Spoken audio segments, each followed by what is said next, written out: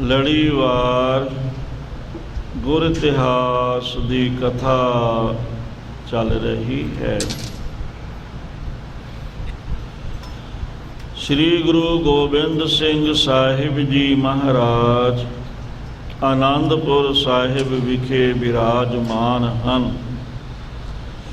ਖਾਲਸੇ ਨੇ ਸਤਿਗੁਰੂ ਜੀ ਨੂੰ ਬੇਨਤੀ ਕੀਤੀ, ਮਹਾਰਾਜ ਕੁਝ ਐਸੀਆਂ ਵਿਚਾਰਾਂ ਹਨ ਜੋ ਵਿਦਾਂਤ ਦੇ ਗ੍ਰੰਥ ਪੜ੍ਹਨ ਤੋਂ ਬਾਅਦ ਵੀ ਪੂਰੀ ਤਰ੍ਹਾਂ ਦੇ ਨਾਲ ਸਹੀ ਸਮਝ ਵਿੱਚ ਨਹੀਂ ਆਈਆਂ। ਆਪ ਜੀ ਕਿਰਪਾ ਕਰਕੇ ਬਖਸ਼ਿਸ਼ ਕਰੋ।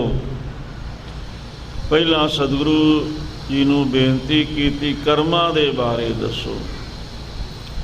ਸਤਿਗੁਰੂ ਜੀ ਨੇ ਕਿਹਾ, ਭਾਈ ਦਇਆ ਸਿੰਘ ਮੇਰਾ ਸਰੂਪ ਹਨ, ਇਹਨਾਂ ਵਿੱਚ ਸਾਡੇ ਵਿੱਚ ਕੋਈ ਭੇਦ ਨਹੀਂ, ਇਹ ਤੁਹਾਨੂੰ ਸਾਰੀ ਵਿਚਾਰ ਦੱਸਣਗੇ।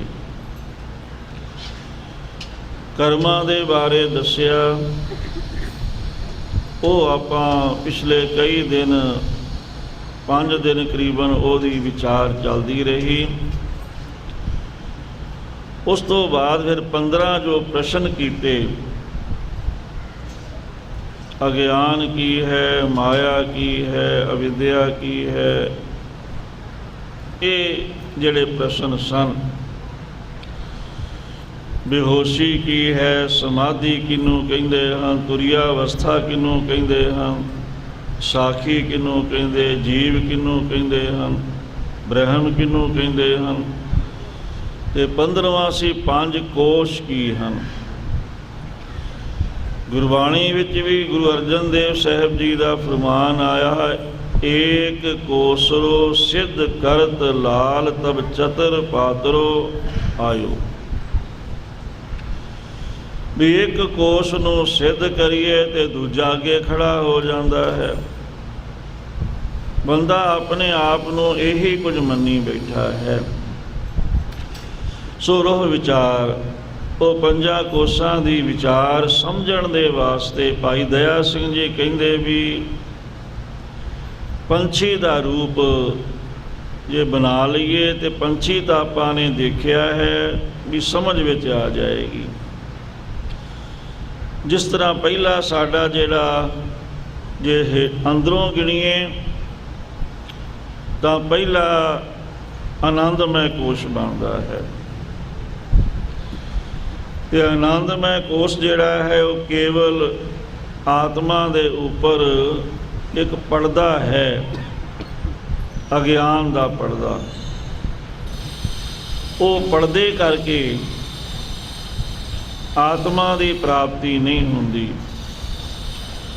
ਜਿਵੇਂ ਸਾਡੇ ਕੋਲੇ ਪਾਰਸ ਦੀ ਬੱਟੀ ਹੋਵੇ, ਮੰਨ ਲਓ ਪਾਰਸ ਕਿਸੇ ਵੇਖਿਆ ਤਾਂ ਨਹੀਂ, ਆਪਾਂ ਨਹੀਂ ਵੇਖਿਆ, ਪਰ ਸੁਣਿਆ ਹੈ, ਗ੍ਰੰਥਾਂ ਵਿੱਚ ਲਿਖਿਆ, ਬੜੀਆਂ ਸਾਖੀਆਂ ਬੜੇ ਪ੍ਰਮਾਣ ਹਨ। ਪਾਰਸ ਦਾ ਪ੍ਰਮਾਣ ਗੁਰਬਾਣੀ ਦੇ ਵਿੱਚ ਵੀ ਬਹੁਤ ਥਾਵਾਂ ਤੇ ਆਇਆ ਹੈ। ਸੋ ਉਹਦੇ ਵਿੱਚ ਇਹ ਤਾਕਤ ਹੈ ਕਿ ਜਿਹੜੀ ਧਾਤ ਨੂੰ 7-8 ਧਾਤਾਂ ਵਿੱਚ, ਜਿਵੇਂ ਪਿੱਤਲ, ਤਾਂਬਾ, ਲੋਹਾ, ਜਿਸਤ ਆਦਿ, ਕਿਸੇ ਧਾਤ ਨੂੰ ਵੀ ਤੁਸੀਂ ਉਹਨੂੰ ਛੁਹਾ ਦਿਓ, ਉਹਦੇ ਨੇੜੇ ਲਾਓ, ਸਾਰਾ ਸੋਨਾ ਬਣ ਜਾਏਗਾ। ਇਹ ਪਾਰਸ ਦੇ ਵਿੱਚ ਤਾਕਤ ਹੈ, ਗੁਣ ਹੈ। ਪਰ ਜੇ ਉਹ ਪਾਰਸ ਦੇ ਉੱਪਰ, ਜਿਵੇਂ ਪਿਆਜ਼ ਦਾ ਛਿਲਕਾ ਬਹੁਤ ਬਰੀਕ ਹੁੰਦਾ ਹੈ ਅੰਦਰ, ਉਹ ਛਿਲਕਾ ਦਿਖਾਈ ਨਹੀਂ ਦਿੰਦਾ। ਇਤਨਾ ਬਰੀਕ ਪਿਆਜ਼ ਦੇ ਛਿਲਕੇ ਵਾਂਗ ਉਹਦੇ ਉੱਪਰ ਤੁਸੀਂ ਲਗਾ ਦਿਓ, ਉਹ ਇੱਕ ਪਰਦਾ ਬਣ ਗਿਆ, ਭਾਵੇਂ ਉਹ ਦਿਖਾਈ ਨਹੀਂ ਦਿੰਦਾ, ਕੋਈ ਨਹੀਂ ਵੇਖ ਸਕਦਾ। ਜਿੰਨਾ ਚਿਰ ਧਿਆਨ ਦੇ ਨਾਲ ਨਾ ਉਹਨੂੰ ਵੇਖਿਆ ਜਾਏ, ਪਰਖਿਆ ਜਾਏ, ਨਹੀਂ ਪਤਾ ਲੱਗੇਗਾ ਵੀ ਪਾਰਸ ਦੀ ਬੱਟੀ ਤੇ ਇਹ ਬਰੀਕ ਪਿਆਜ਼ ਦਾ ਛਿਲਕਾ ਉੱਤੇ ਚਮੇੜਿਆ ਹੋਇਆ ਹੈ। ਦਿਸਦਾ ਨਹੀਂ, ਬਿਲਕੁਲ ਪਤਾ ਨਹੀਂ ਲੱਗਦਾ। ਪਰ ਉਹ ਜੇ ਛਿਲਕਾ ਉੱਤੇ ਲੱਗਾ ਹੋਵੇ ਫਿਰ ਤੁਸੀਂ ਜਿੰਨਾ ਮਰਜ਼ੀ ਲੋਹੇ ਤੇ ਲਾਈ ਜਾਓ ਪਾਰਸ ਨੂੰ, ਉਹ ਸੋਨਾ ਨਹੀਂ ਬਣਾ ਸਕਦਾ। ਇਸੇ ਤਰ੍ਹਾਂ ਹੀ ਅਗਿਆਨ ਦਾ ਜਿਹੜਾ ਪਰਦਾ ਮਾਤਰ ਹੈ ਆਤਮਾ ਦੇ ਉੱਪਰ, ਉਹ ਆਤਮ ਸਰੂਪ ਨੂੰ ਜਾਣਨ ਨਹੀਂ ਦਿੰਦਾ। ਤੇ ਉਹਦੇ ਨਾਲ ਹੁੰਦਾ ਕੀ ਹੈ, ਆਤਮਾ ਦੇ ਵਿੱਚ ਕਿਸੇ ਤਰ੍ਹਾਂ ਦਾ ਕੋਈ ਔਗੁਣ ਨਹੀਂ ਹੈ, ਕੋਈ ਵਿਕਾਰ ਨਹੀਂ ਹੈ। ਪਰ ਉਹ ਪਹਿਲਾ ਪਰਦਾ ਜਦੋਂ ਲੱਗ ਗਿਆ, ਬਹੁਤ ਬਰੀਕ, ਜਿਹਨੂੰ ਭਾਂਬੀਰੀ ਕੇ ਪਾਤ ਪਾਰ ਦੋ ਬਿਨ ਪੇਖੇ ਦੁਰਾਇਓ ਵੀ ਕਿਹਾ। ਭੰਬੀਰੀ ਦੇ ਖੰਭ ਬੜੇ ਬਰੀਕ, ਪਾਰਦਰਸ਼ੀ, ਆਰ ਪਾਰ ਉਹਨਾਂ ਚੋਂ ਦਿਸਦਾ ਹੈ। ਇਸੇ ਤਰ੍ਹਾਂ ਆਤਮਾ ਜਿਹੜਾ ਹੈ, ਪਰਮਾਤਮਾ ਦੀ ਜੋਤ, ਉਹਦੇ ਵਿੱਚ ਕੋਈ ਵਿਕਾਰ ਨਹੀਂ। ਪਰ ਉਹ ਅਗਿਆਨ ਦੇ ਪਰਦੇ ਕਰਕੇ ਉਹਦੇ 'ਚ ਤਿੰਨ ਗੁਣ ਆ ਜਾਂਦੇ, ਪ੍ਰੇਯ, ਮੋਦ ਤੇ ਪ੍ਰਮੋਦ। ਕਿਸੇ ਪਿਆਰੀ ਚੀਜ਼ ਨੂੰ ਵੇਖ ਕੇ ਖੁਸ਼ ਹੋਣਾ, ਉਹਨੇ ਫਿਰ ਆ ਕੇ ਪ੍ਰਾਪਤ ਹੋ ਜਾਣਾ, ਮਿਲ ਜਾਣਾ। ਫਿਰ ਉਹਦੇ ਦੁਆਰਾ ਉਸ ਆਨੰਦ ਨੂੰ ਮਾਨਣਾ, ਇਹ ਪ੍ਰਮੋਦ ਹੋ ਗਿਆ। ਹੁਣ ਉਹ ਪਰਦੇ ਕਰਕੇ ਇਹ ਤਿੰਨ ਵਿਕਾਰ ਆ ਗਏ ਆਤਮਾ ਦੇ ਵਿੱਚ। ਜਾਂ ਇਉਂ ਕਹਿ ਲਓ ਵੀ ਇੱਕ ਚਿਮਨੀ ਜੋਤ ਦੇ ਉੱਪਰ ਚੜ੍ਹਾ ਦਿੱਤੀ, ਉਹ ਹਲਕੇ ਹਰੇ ਰੰਗ ਦੀ ਜਾਂ ਕੋਈ ਵੀ ਹਲਕੇ ਰੰਗ ਦੀ, ਉਹਦੇ ਨਾਲ ਰੰਗ ਦਾ ਫਰਕ ਪੈ ਗਿਆ। ਉਹੋ ਜਿਹਾ ਰੰਗ ਨਹੀਂ ਰਿਹਾ ਜੋ ਬਿਨਾਂ ਚਿਮਨੀ ਤੋਂ ਸੀ। ਇਸੇ ਤਰ੍ਹਾਂ ਹੀ ਉਹਦੇ ਉੱਪਰ ਫਿਰ ਇੱਕ ਹੋਰ ਪਰਦਾ ਚੜ੍ਹ ਗਿਆ, ਵਿਗਿਆਨਮੈ। ਜਿਹੜਾ ਵਿਗਿਆਨਮੈ ਹੈ, ਇਹ ਪੰਜ ਗਿਆਨ ਇੰਦਰੇ ਤੇ ਬੁੱਧੀ। ਹੁਣ ਆਤਮਾ ਦੇ ਵਿੱਚ ਮੈਂ ਕਰਦਾ ਹਾਂ, ਮੈਂ ਇਹਦਾ ਫਲ ਭੋਗਦਾ ਹਾਂ, ਇਹ ਵਿਕਾਰ ਨਹੀਂ ਹੈ। ਪਰ ਉਹ ਪਰਦੇ ਕਰਕੇ ਇਹ ਵਿਕਾਰ ਪੈਦਾ ਹੋ ਗਿਆ, ਕਰਤਾ ਭੋਗਤਾ ਦਾ। ਉਸ ਤੋਂ ਉੱਪਰਲਾ ਪਰਦਾ ਆ ਗਿਆ ਮਨੋਮੈ ਕੋਸ਼, ਗਿਆਨ ਇੰਦਰੇ ਤੇ ਮਨ। ਇਹਦੇ ਨਾਲ ਫਿਰ ਸੰਸਾਰ ਦੇ ਵਿਸ਼ਿਆਂ ਦੀ ਪ੍ਰਤੀਤ ਹੋਣ ਲੱਗ ਪਈ, ਹਰ ਚੀਜ਼ ਦੇ ਬਾਰੇ ਪਤਾ ਲੱਗਣ ਲੱਗ ਪਿਆ। ਕਿਉਂ ਕਹਿ ਲਓ ਵੀ ਇਹਦੇ ਦੁਆਰਾ ਮੋਹ ਪੈਦਾ ਹੋ ਗਿਆ, ਸੰਸਾ ਵੀ ਪੈਦਾ ਹੋ ਜਾਣਾ, ਪਤਾ ਨਹੀਂ ਇਹ ਸੱਚ ਹੈ ਕਿ ਨਹੀਂ ਹੈ।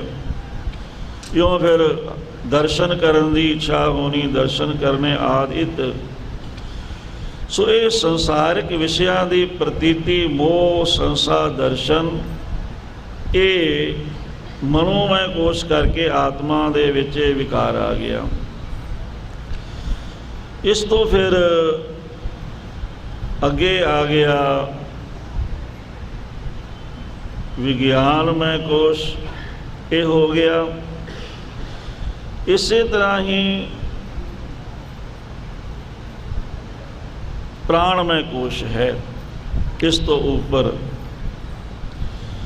ਸੋ ਉਹ ਪ੍ਰਾਣਮੈ ਕੋਸ਼, ਇਹਦੇ ਵਿੱਚ ਪੰਜ ਕਰਮ ਇੰਦਰੇ ਹਨ ਤੇ ਪੰਜ ਪ੍ਰਾਣ ਹਨ। ਪ੍ਰਾਣ ਇੱਕ ਹੀ ਹੈ, ਪਰ ਉਹਦੇ ਰੂਪ ਪੰਜ ਥਾਵਾਂ ਤੇ ਪੰਜ ਤਰ੍ਹਾਂ ਦੇ ਹੋ ਜਾਂਦੇ ਹਨ। ਜੇ ਪੰਜ ਥਾਵਾਂ ਤੇ ਵਰਤ ਕੇ ਉਹਦੇ ਪੰਜ ਸਰੂਪ ਹੋ ਗਏ, ਉਹ ਆਪਾਂ ਬੜੇ ਵਿਸਥਾਰ ਦੇ ਨਾਲ ਵਿਚਾਰ ਕਰ ਚੁੱਕੇ ਹਾਂ। ਸੋ ਇਸ ਤਰ੍ਹਾਂ ਇਹ ਜਿਹੜਾ ਪ੍ਰਾਣਮੈ ਕੋਸ਼ ਹੈ, ਇਹਦੇ ਨਾਲ ਮਿਲ ਕੇ ਸਰੀਰ ਸਾਰੇ ਕੰਮ ਕਰਦਾ ਹੈ। ਤੇ ਪ੍ਰਾਣਮੈ ਕੋਸ਼ ਕਰਕੇ ਹੀ ਭੁੱਖ, ਤ੍ਰੇ, ਫਿਰਨਾ ਤੁਰਨਾ, ਤਰ੍ਹਾਂ ਤਰ੍ਹਾਂ ਦੇ ਵਿਕਾਰ ਇਹ ਪੈਦਾ ਹੁੰਦੇ ਹਨ। ਇਹਦੇ ਉੱਪਰਲਾ ਕੋਸ਼ ਜਿਹੜਾ ਹੈ ਉਹ ਹੈ ਅੰਨਮੈ ਕੋਸ਼, ਜੋ ਅੰਨ ਦੇ ਨਾਲ ਸਾਡਾ ਸਰੀਰ ਚੱਲਦਾ ਹੈ। ਹੁਣ ਇਹ ਐਸਾ ਮੋਟਾ ਪਰਦਾ ਹੈ ਅੰਨਮੈ ਕੋਸ਼ ਦਾ ਵੀ ਆਤਮਾ ਵਿੱਚ ਤਾਂ ਬੁਖਾਰ, ਤਾਪ ਚੜ੍ਹਨਾ ਜਾਂ ਤਿੰਨ ਤਰ੍ਹਾਂ ਦੇ ਤਾਪ ਮੰਨੇ ਹਨ, ਆਦਿ, ਵਿਆਧੀ, ਉਪਾਧੀ। ਮਨ ਦੇ ਰੋਗ, ਮਾਨਸਿਕ ਚਿੰਤਾ ਆਦਿ, ਫਿਰ ਸਰੀਰ ਦੇ ਰੋਗ, ਵਿਆਧੀ ਸਰੀਰ ਦੇ ਰੋਗ, ਉਪਾਧੀ ਬਾਹਰਲੇ ਲੜਾਈ ਝਗੜਿਆਂ ਕਰਕੇ ਮਨ ਦਾ ਪਰੇਸ਼ਾਨ ਰਹਿਣਾ, ਵਿਰੋਧੀਆਂ ਦੁਸ਼ਟਾਂ ਨੇ ਦੁਖੀ ਕਰੀ ਜਾਣਾ, ਤੰਗ ਕਰੀ ਜਾਣਾ, ਕੋਈ ਨਾ ਕੋਈ ਰੋਜ਼ ਉਹ ਪਰੇਸ਼ਾਨ ਕਰਨ ਦੀ ਨੀਤੀ ਬਣਾਉਂਦੇ ਰਹਿੰਦੇ ਹਨ। ਜਿਸ ਕਰਕੇ ਇਹ ਅਨਮੈ ਕੋਸ਼ ਕਰਕੇ ਹੈ ਕਿ ਆਤਮਾ ਵਿੱਚ ਤਾਂ ਜਨਮ ਮਰਨ ਨਹੀਂ ਹੈ, ਪਰ ਉਹ ਪੜਦੇ ਮੋਟੀ ਜਿਹੜੀ ਚਿਮਨੀ ਉੱਤੇ ਚੜ੍ਹ ਗਈ, ਜਿਵੇਂ ਬਿਲਕੁਲ ਪੰਜਵੀਂ ਜਿਹੜੀ ਚਿਮਨੀ ਹੈ, ਜਿਵੇਂ ਪਹਿਲੀ ਘੱਟ ਰੰਗੀਨ ਹੈ, ਦੂਜੀ ਹੋਰ ਗਾੜੀ, ਤੀਜੀ ਹੋਰ ਗਾੜੀ, ਚੌਥੀ ਹੋਰ ਗਾੜੀ, ਤੇ ਪੰਜਵੀਂ ਬਿਲਕੁਲ ਕਹਿ ਲਓ ਵੀ ਗਾੜੀ ਜਾਂ ਕਾਲੇ ਰੰਗ ਦੀ ਆ ਗਈ। ਇਹ ਪੰਜਾਂ ਦੇ ਥੱਲੇ ਆਤਮਾ ਢਕਿਆ ਗਿਆ, ਪਰ ਇਹ ਸਾਰੀਆਂ ਵਿੱਚੋਂ ਪ੍ਰਕਾਸ਼ ਤਾਂ ਉਸੇ ਦਾ ਹੈ ਅੰਦਰ, ਪਰ ਉਹ ਦਿਖਾਈ ਨਹੀਂ ਦਿੰਦਾ। ਹੁਣ ਆਤਮਾ ਜਨਮ ਮਰਨ ਤੋਂ ਰਹਿਤ ਹੈ, ਪਰ ਅਨਮੈ ਕੋਸ਼ ਕਰਕੇ ਇਹ ਜਨਮ ਮਰਨ ਵਾਲਾ ਦਿਖਾਈ ਦੇ ਰਿਹਾ ਹੈ। ਇਸ ਤਰ੍ਹਾਂ ਇਹ ਪੰਜ ਕੋਸ਼ਾਂ ਦੀ ਵਿਚਾਰ ਆਪਾਂ ਸਰਵਣ ਕੀਤੀ ਹੈ। ਸੋ ਕੱਲ੍ਹ ਆਪਣੀ ਵਿਚਾਰ ਵਿਸ਼ੇਸ਼ ਕਰਕੇ ਅਸੀਂ ਪ੍ਰਾਣਮੈ ਕੋਸ਼ ਦੀ, ਵੀ ਪੰਜ ਜਿਹੜੇ ਪ੍ਰਾਣ ਹਨ। ਹੁਣ ਪ੍ਰਾਣ ਕੀ ਹਨ? ਆਪਾਂ ਸਾਹ ਲੈਣ ਨੂੰ ਪ੍ਰਾਣ ਕਹਿੰਦੇ ਹਾਂ, ਪਰ ਇਹ ਪ੍ਰਾਣ ਨਹੀਂ ਹਨ ਸਾਡੇ। ਸਾਹ ਆਪਾਂ ਅੰਦਰ ਲਿਆ, ਸਾਹ ਬਾਹਰ ਛੱਡਿਆ, ਇਹ ਸਵਾਸ ਦੀ ਪ੍ਰਕਿਰਿਆ ਹੈ, ਪਰ ਇਹਦੇ ਵਿੱਚ ਸੂਖਮ ਪ੍ਰਾਣ ਉਹ ਇਹਦੇ ਵਿੱਚ ਸੂਖਮ ਹਨ। ਚਾਹੇ ਉਹ ਕਹਿ ਲਓ ਵੀ ਸਾਹ ਦਾ ਸੂਖਮ ਰੂਪ ਪ੍ਰਾਣ ਹਨ। ਹੁਣ ਇਹਦਾ ਸਾਨੂੰ ਇੰਨੀ ਬਰੀਕੀ ਦਾ ਪਤਾ ਨਹੀਂ ਲੱਗਦਾ, ਅਤੇ ਇਹਦਾ ਪਤਾ ਲੱਗੇਗਾ ਉਦੋਂ ਜਦੋਂ ਅਸੀਂ ਅਭਿਆਸ ਕਰਾਂਗੇ। ਅਭਿਆਸ ਵੀ ਸਵਾਸਾਂ ਦਾ ਅਭਿਆਸ ਕਰਾਂਗੇ, ਸਵਾਸਾਂ ਦੇ ਨਾਲ ਮਿਲਾ ਕੇ ਸਿਮਰਨ ਕਰਾਂਗੇ। ਜਦੋਂ ਸਵਾਸ ਅੰਦਰ ਜਾਏ ਵਾਹੇ, ਬਾਹਰ ਆਵੇ ਗੁਰੂ। ਇਸ ਤਰ੍ਹਾਂ ਅਭਿਆਸ ਕਰਦਿਆਂ ਕਰਦਿਆਂ ਸਾਨੂੰ ਪਤਾ ਲੱਗੇਗਾ ਵੀ ਅਸੀਂ ਬਿਨਾਂ ਸਾਹ ਤੋਂ ਵੀ ਜਿੰਦੇ ਰਹਿ ਸਕਦੇ ਹਾਂ। ਉਹ ਫਿਰ ਪ੍ਰਾਣ ਜਿਹੜੇ ਹਨ ਉਹਨਾਂ ਦਾ ਪਤਾ ਲੱਗ ਜਾਏਗਾ ਵੀ ਉਹ ਬਹੁਤ ਸੂਖਮ। ਸਾਹ ਤਾਂ ਆਕਸੀਜਨ ਹੈ ਅੰਦਰ ਲਈ, ਇਸੇ ਤਰ੍ਹਾਂ ਫਿਰ ਉਹਦਾ ਦੂਜਾ ਰੂਪ ਬਣ ਕੇ ਬਾਹਰ ਆ ਜਾਂਦੀ ਹੈ, ਕਾਰਬਨ ਡਾਈਆਕਸਾਈਡ ਗੈਸ ਇਤਿਆਦਿ। ਸੋ ਇਹ ਸਾਰਾ ਸਾਇੰਸ ਦੀਆਂ ਵਿਚਾਰਾਂ ਹਨ, ਪਰ ਸਾਇੰਸ ਵੀ ਜਿਹੜੀ ਹੈ ਪ੍ਰਾਣ ਨੂੰ ਨਹੀਂ ਲੱਭ ਸਕੀ ਵੀ ਜਿਹੜਾ ਆਕਸੀਜਨ ਹੈ ਇਹਦੇ ਨਾਲ ਜੀਵਨ ਕਲਾ ਮਿਲਦੀ ਹੈ। ਇਹਦੇ ਵਿੱਚ ਕਿਹੜੀ ਚੀਜ਼ ਹੈ ਜਿਹਦੇ ਨਾਲ ਜੀਵਨ ਮਿਲਦਾ ਹੈ? ਬੰਦਾ ਆਕਸੀਜਨ ਨਾਲ ਜਿੰਦਾ ਹੋ ਜਾਂਦਾ ਹੈ। ਆਕਸੀਜਨ ਦੇ ਵਿੱਚ, ਸਵਾਸਾਂ ਦੇ ਵਿੱਚ ਵੀ ਜੋ ਸੂਖਮ ਰੂਪ ਹੈ ਉਹ ਪ੍ਰਾਣ ਹਨ। ਹੁਣ ਇਹਦਾ ਪ੍ਰਮਾਣ ਦੇਣਾ ਪਵੇਗਾ ਤਾਂ ਗੱਲ ਸਮਝ ਆਏਗੀ। ਹੁਣ ਜਿਹੜੇ ਸਵਾਸਾਂ ਨਾਲ ਸਿਮਰਨ ਕਰਦੇ ਹਨ ਉਹਨਾਂ ਨੂੰ ਇਹ ਗੱਲ ਦੀ ਸਮਝ ਆ ਜਾਂਦੀ ਹੈ, ਫਿਰ ਉਹ ਬਿਨਾਂ ਸਾਹ ਲਿਆ ਵੀ ਬੜੀ ਦੇਰ ਤੱਕ ਰਹਿ ਸਕਦੇ ਹਨ। ਬਾਕੀ ਤਾਂ ਕੀ ਆ, ਜਿਹੜੇ ਮਛੁਆਰੇ ਹਨ ਸਮੁੰਦਰ ਵਿੱਚ, ਕਈ ਇੱਕ ਘੰਟਾ ਤੱਕ ਸਾਹ ਨਹੀਂ ਲੈਂਦੇ, ਇੱਕ ਘੰਟਾ ਬਿਨਾਂ ਸਾਹ ਤੋਂ ਹੀ ਥੱਲੇ ਤੁਰੇ ਫਿਰਦੇ, ਸਾਹ ਲੈਂਦੇ ਹੀ ਨਹੀਂ। ਉਹ ਬੜਾ ਅਭਿਆਸ ਕਰਦੇ ਹਨ, ਉਹ ਵੱਖਰੀ ਚੀਜ਼ ਹੈ। ਮਹਾਰਾਜਾ ਰਣਜੀਤ ਸਿੰਘ ਦੇ ਸਮੇਂ ਦੀ ਇੱਕ ਸਾਖੀ ਹੈ ਜੋ ਸਚਾਈ ਹੈ, ਲਿਖਤ ਰੂਪ ਦੇ ਵਿੱਚ ਵੀ ਹੈ। ਇੱਕ ਜੋਗੀ ਆ ਗਿਆ ਮਹਾਰਾਜਾ ਰਣਜੀਤ ਸਿੰਘ ਦੇ ਕੋਲ, ਵਿਚਾਰ ਚੱਲ ਪਈ ਸਵਾਸਾਂ ਦੇ ਸਿਮਰਨ ਦੀ ਜਾਂ ਹੋਰ ਯੋਗ ਦੀਆਂ ਸਾਧਨਾ ਦੀ। ਉਹ ਕਹਿਣ ਲੱਗਿਆ ਕਿ ਮੈਨੂੰ ਸਵਾਸਾਂ ਦੇ ਸਿਮਰਨ ਦੇ ਨਾਲ ਜੋ ਸੂਖਮ ਪ੍ਰਾਣ ਉਹਨੇ ਧਿਆਨ ਕੀਤਾ, ਸਿਮਰਨ ਨਹੀਂ ਕਰਦੇ। ਜੋਗੀ ਤਾਂ ਧਿਆਨ ਹੀ ਕਰਦੇ ਹਨ ਜ਼ਿਆਦਾ ਸਵਾਸਾਂ ਦਾ। ਸਾਹ ਅੰਦਰ ਗਿਆ, ਸਾਹ ਬਾਹਰ ਆਇਆ, ਇਹਨੂੰ ਵੇਖੀ ਜਾਣ, ਇਹਨੂੰ ਉਹ ਵਿਪਸ਼ਨਾ ਕਹਿੰਦੇ ਹਨ। ਮਹਾਤਮਾ ਬੁੱਧ ਦਾ ਵੀ ਇਹੀ ਫਾਰਮੂਲਾ ਹੈ, ਇੱਕੋ ਹੀ ਵਿਪਸ਼ਨਾ ਹੀ। ਵਿਸ਼ੇਸ਼ ਕਰਕੇ ਸਾਹ ਨੂੰ ਵੇਖਣਾ, ਸਾਹ ਅੰਦਰ ਗਿਆ, ਸਾਹ ਬਾਹਰ ਆਇਆ, ਇਹਨੂੰ ਵੇਖਦਿਆਂ ਵੇਖਦਿਆਂ ਹੀ ਅੰਤਰਮੁਖ ਹੋਣਾ। ਉਹਦੇ ਨਾਲ ਫਿਰ ਵੇਖਦਿਆਂ ਕੁਝ ਸਮੇਂ ਤੋਂ ਬਾਅਦ ਜਦੋਂ ਡੂੰਘਾ ਅਭਿਆਸ ਹੋ ਜਾਏਗਾ, ਫਿਰ ਪਤਾ ਲੱਗੇਗਾ ਵੀ ਇਹਦੇ ਵਿੱਚ ਸਵਾਸਾਂ ਵਿੱਚ ਕੋਈ ਸੂਖਮ ਵਸਤੂ ਹੈ ਜੋ ਤਾਕਤ ਦਿੰਦੀ ਹੈ, ਜੋ ਸ਼ਕਤੀ ਹੈ।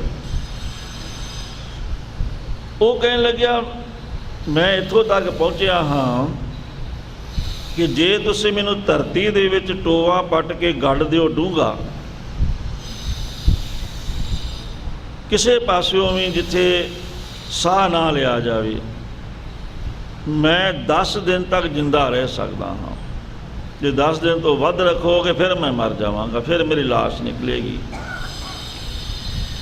ਮਹਾਰਾਜ ਰਣਜੀਤ ਸਿੰਘ ਕਹਿੰਦੇ ਵੀ ਠੀਕ ਹੈ, ਵੀ ਇਹਦੀ ਇੱਛਾ ਪੂਰੀ ਕੀਤੀ ਜਾਏ। ਉਹਨੂੰ ਧਰਤੀ ਦੇ ਵਿੱਚ ਗੱਡ ਦਿੱਤਾ ਗਿਆ, ਚੰਗੀ ਤਰ੍ਹਾਂ ਉੱਪਰ ਬਹੁਤ ਮਿੱਟੀ ਪਾ ਕੇ, ਬਿਲਕੁਲ ਪਤਾ ਹੀ ਨਹੀਂ ਲੱਗਦਾ, ਥਾਂ ਪੱਧਰੀ ਕਰਤੀ ਵੀ ਇੱਥੇ ਥੱਲੇ ਕੁਝ ਹੈ, ਤੇ ਪਹਿਰਾ ਵੀ ਲਾ ਦਿੱਤਾ ਵੀ ਕਿਤੇ ਹੋਰ ਕਿਸੇ ਤਰੀਕੇ ਨਾਲ ਵਿੱਚੋਂ ਨਿਕਲ ਨਾ ਜਾਵੇ, ਕਿਸੇ ਸਿੱਧੀ ਸੁੱਧੀ ਦੇ ਨਾਲ ਨਾ ਵਿੱਚੋਂ ਨਿਕਲ ਜਾਏ। ਸੋ 10ਵੇਂ ਦਿਨ ਜਦੋਂ ਟੋਆ ਪੱਟ ਕੇ ਕੱਢਿਆ ਕਿ ਉਹਦਾ ਸਰੀਰ ਸਾਰਾ ਪੀਲਾ ਹੋਇਆ ਸੀ, ਪਰ ਸੀ ਉਹ ਜਿਉਂਦਾ। ਹੁਣ ਪ੍ਰਾਣਾਂ ਦਾ ਜਦੋਂ ਪਤਾ ਲੱਗ ਜਾਏ, ਉੱਥੇ ਫਿਰ ਬੰਦਾ ਜੇ ਸਾਹ ਤੋਂ ਬਿਨਾਂ, ਆਕਸੀਜਨ ਤੋਂ ਬਿਨਾਂ ਰਹਿ ਸਕਦਾ ਹੈ, ਤੇ ਉੱਥੇ ਰੋਟੀ ਤੋਂ ਬਿਨਾਂ ਵੀ ਰਹਿ ਸਕਦਾ ਹੈ। ਨਾ ਉੱਥੇ ਭੁੱਖ ਹੈ, ਨਾ ਉੱਥੇ ਪਿਆਸ ਹੈ, ਤਿੱਥੇ ਊਂਘ ਨਾ ਭੁੱਖ ਹੈ। ਇਹ ਪ੍ਰਮਾਣ ਗੁਰਬਾਣੀ ਵਿੱਚ ਵੀ ਹੈ। ਨਾ ਉੱਥੇ ਨੀਂਦ ਆਉਂਦੀ ਹੈ, ਨਾ ਉੱਥੇ ਪਿਆਸ ਲੱਗੇਗੀ, ਨਾ ਉੱਥੇ ਭੁੱਖ ਲੱਗਦੀ ਹੈ। ਹੁਣ 10 ਦਿਨ ਤਾਂ ਉਹਨੇ ਕੁਝ ਵੀ ਨਹੀਂ ਖਾਧਾ ਪੀਤਾ, ਕੋਈ ਕਿਰਿਆ ਨਹੀਂ ਕੀਤੀ, ਬੈਠਾ ਰਿਹਾ। ਸੋ 10 ਦਿਨਾਂ ਤੋਂ ਬਾਅਦ ਉਹਨੂੰ ਕੱਢਿਆ, ਉਹ ਜਿਉਂਦਾ ਨਿਕਲ ਆਇਆ, ਪਰ ਸਰੀਰ ਪੀਲਾ ਪੈ ਗਿਆ ਸੀ। ਫਿਰ ਮਾਲਸ਼ਾਂ ਮੂਲਸ਼ਾਂ ਕੀਤੀਆਂ, ਮੱਖਣ ਦੇ ਨਾਲ, ਘਿਓ ਦੇ ਨਾਲ, ਚੰਗੀ ਤਰ੍ਹਾਂ ਬਦਾਮ ਰੋਗਨ ਦੇ ਨਾਲ, ਉਹ ਫਿਰ ਠੀਕ ਹੋ ਗਿਆ। ਫਿਰ ਕਾਫੀ ਦੇਰ ਤੱਕ ਉਹ ਬਾਅਦ ਵਿੱਚ ਵੀ ਜਿਉਂਦਾ ਰਿਹਾ। ਇਸੇ ਤਰ੍ਹਾਂ ਹੀ ਇੱਕ ਇਤਿਹਾਸ ਪੜ੍ਹਿਆ ਹੈ, ਸਨ 1880 ਮਿਸਰ ਦੇਸ਼ ਵਿੱਚ। ਮਿਸਰ ਦੇਸ਼ ਵਿੱਚ ਵੀ ਕਾਫੀ ਲੋਕ ਅਧਿਆਤਮ ਦੇ ਬਾਰੇ ਜਾਣਕਾਰੀ ਰੱਖਦੇ ਹਨ। ਉੱਥੇ ਵੀ ਇੱਕ ਜੋਗੀ ਸੀ ਮਿਸਰ ਦੇਸ਼ ਵਿੱਚ। ਉਸ ਨੇ ਉੱਥੋਂ ਦੇ ਰਾਜੇ ਨੂੰ ਕਿਹਾ, ਕਹਿਣ ਲੱਗਿਆ ਵੀ ਮੈਂ 40 ਦਿਨਾਂ ਤੱਕ ਬਿਨਾਂ ਸਾਹ ਲਿਆ ਧਰਤੀ ਦੇ ਵਿੱਚ ਥੱਲੇ ਰਹਿ ਸਕਦਾ, 40 ਦਿਨਾਂ ਤੱਕ।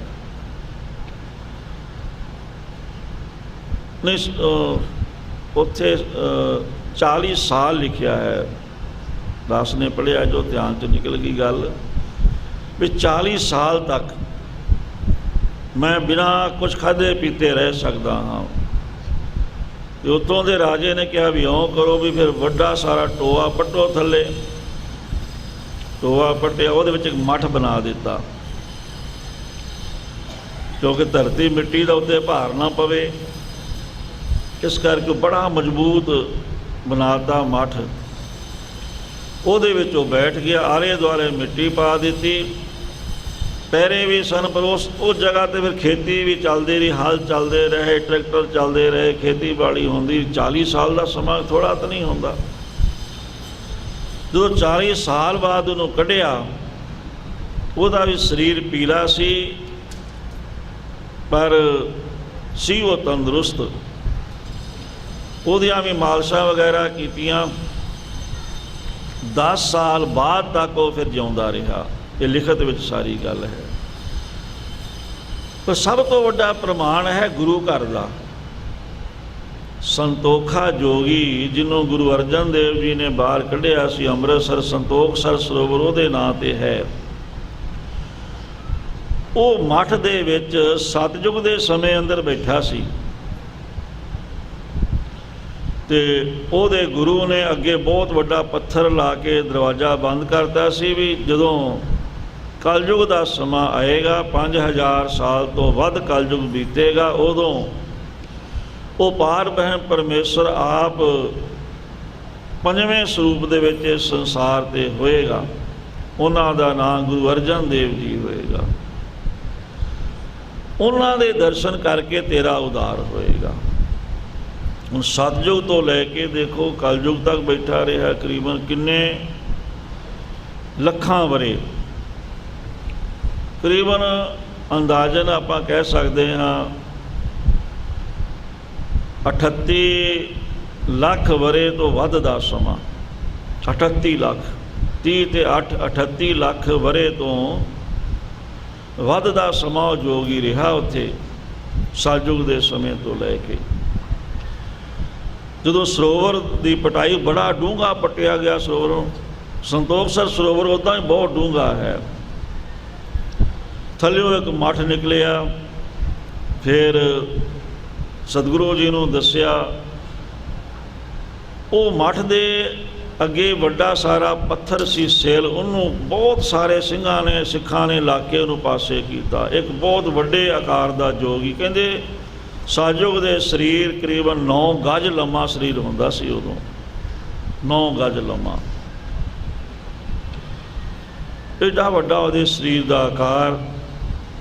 ਫਿਰ ਜਦੋਂ ਉਹਨੂੰ ਬਾਹਰ ਕੱਢਿਆ, ਫਿਰ ਤਲੀਆਂ ਚਸੀਆਂ, ਸਿਰ ਤੇ ਬਦਾਮ ਰੋਗਨ, ਮੱਖਣ ਆਲ ਚਸਿਆ, ਸਾਰੇ ਸਰੀਰ ਤੇ ਮਾਲਿਸ਼ ਕੀਤੀ, ਫਿਰ ਉਹ ਹੋਸ਼ ਵਿੱਚ ਆਇਆ। ਉਹ ਫਿਰ ਉਹਦੇ ਬਾਰੇ ਫਿਰ ਸ਼ਬਦ ਉਚਾਰਿਆ ਗੁਰੂ ਜੀ ਨੇ। ਉਹਨੇ ਕਿਹਾ, ਕਵਨ ਰੂਪ ਦਿਸ਼ਜੋ ਵਿਛਾਇਓ, ਕਤਹਿ ਗਇਓ ਕਹਤੇ ਆਇਓ।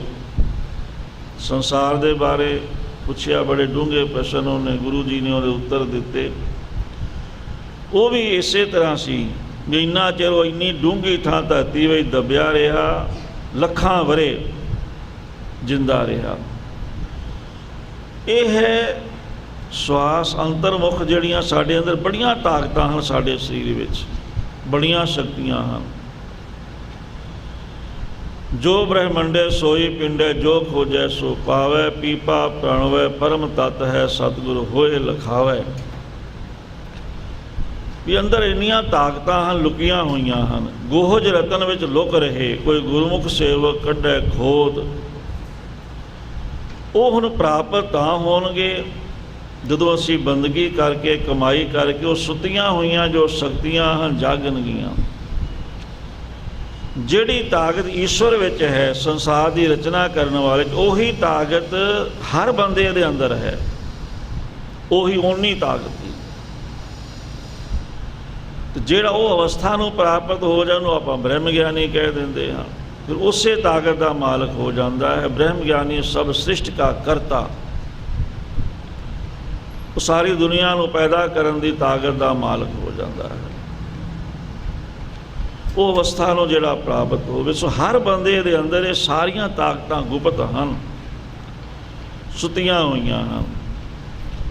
ਇਹ ਜਾਗਣਗੀਆਂ। ਵਾਹਿਗੁਰੂ ਗੁਰਮੰਤਰ ਦਾ ਸਿਮਰਨ ਧਿਆਨ ਜੋੜ ਕੇ ਮਨ ਦੇ ਨਾਲ ਜਦੋਂ ਸਿਮਰਨ ਕਰਾਂਗੇ, ਮਨ ਕਰਕੇ, ਉਦੋਂ ਇਹ ਚੀਜ਼ਾਂ ਸਾਰੀਆਂ ਪ੍ਰਗਟ ਹੁੰਦੀਆਂ ਹਨ। ਸੁਰੋਹ ਵਿਚਾਰ ਇਸ ਤਰ੍ਹਾਂ ਇਹ 5 ਕੋਸ਼ਾਂ ਦੀ ਵਿਚਾਰ ਚੱਲ ਰਹੀ ਹੈ। ਇੱਥੇ ਹੁਣ ਲਿਖਾਰੀ ਦੀ ਗਲਤੀ ਦੇ ਨਾਲ ਕੋਸ਼ ਅੱਗੇ ਪਿੱਛੇ ਲਿਖੇ ਗਏ ਹਨ। ਸਹੀ ਜਿਹੜਾ ਇਹਨਾਂ ਦਾ ਹੈ ਉਹ ਤਾਂ ਹੈ, ਪਹਿਲਾਂ ਅਨਮੈ ਕੋਸ਼ ਹੈ, ਫਿਰ ਪ੍ਰਾਣਮੈ ਹੈ, ਫਿਰ ਮਨੋਮੈ ਹੈ, ਫਿਰ ਵਿਗਿਆਨਮੈ ਹੈ, ਫਿਰ ਆਨੰਦਮੈ ਹੈ। ਪਰ ਇੱਥੇ ਹੁਣ ਵਿਗਿਆਨਮੈ ਨੂੰ ਬਾਅਦ ਵਿੱਚ ਲਿਖ ਰਹੇ ਹਨ। ਉਹ ਵਿਚਾਰ ਹੁਣ ਜਿਵੇਂ ਸਾਰਿਆਂ ਦੇ ਵੱਖਰੇ ਵੱਖਰੇ ਉਹ ਪੰਛੀ ਬਣਾਏ ਸਨ, ਆਪਾਂ ਚਾਰੇ, ਹੁਣ ਵਿਗਿਆਨਮੈ ਕੋਸ਼ ਦਾ ਪੰਛੀ ਕਿਵੇਂ ਬਣੇਗਾ?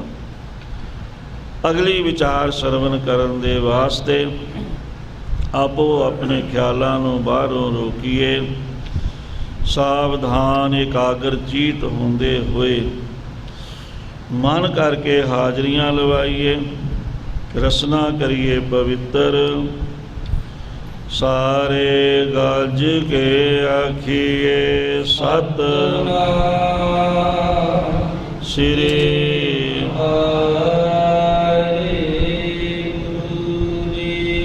ਫਿਰ ਆਖੀਏ